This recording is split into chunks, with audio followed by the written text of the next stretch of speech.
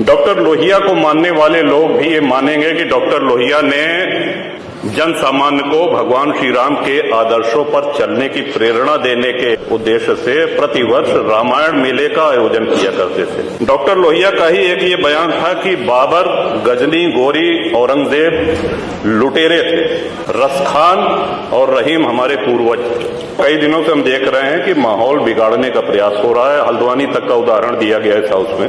सरकार अपनी जगह पे पूरा प्रयास करती है कि हमारे राज्य में कोई उपद्रव न हो, अशांति न हो, लेकिन कहीं न कहीं एक ये आभास हो रहा है हमको कि माहौल खराब करने का एक प्रयास हो रहा है। बात की गई श्री राम जन्मभूमि की, साक्षात भगवान श्री राम ने अवतार लिया।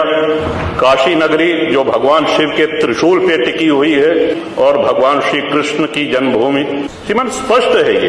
दीवाल के ऊपर शिखर तोड़ करके गुंबद बना देने से ये गंगा जमुनी तहजीब नहीं होती, आक्रांताओं द्वारा तोड़ा गया है। और एक और भ्रम फैलाया जा रहा है, जो व्यास जी के गुफा में जो पूजा हो रही है वो पूजा अनवरत सैकड़ों वर्ष से चलती आ रही है। ये बात बाहर जानी चाहिए श्रीमन।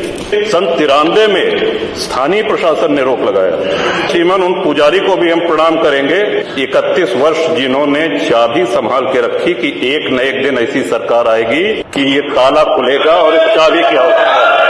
अल्लामा इकबाल पहले वो व्यक्ति थे जिन्होंने कहा कि हिंदू और मुसलमान एक साथ नहीं रह सकते। पाकिस्तान के आइडियोलॉजिकल फादर, इसने कहा कि मुस्लिमों को अलग देश चाहिए।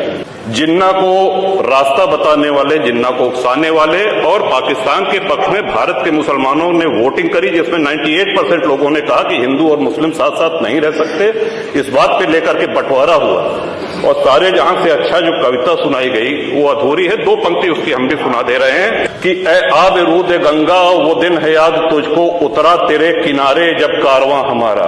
कि गंगा के वो मैदान तुमको याद है जब हमारा कारवां उधर से आक्रांताओं का कारवां आया था। चीनो अरब हमारा, हिंदुस्तान हमारा, मुस्लिम है हम, वतन है सारा जहां हमारा। ये तरानाए मिल्ली की पंक्तियां हैं, अल्लामा इकबाल ने 1910 में लिखी थी। शिवन जो भी संकट में आया उसको हमने अपनाया। कभी किसी हिंदू ने नहीं कहा कि हम मुसलमान के साथ नहीं रह सकते। अगर बाबर और औरंगजेब की अनुसरण करेंगे, उनका अनुकरण करेंगे, तब तो शांति की कोई गारंटी नहीं।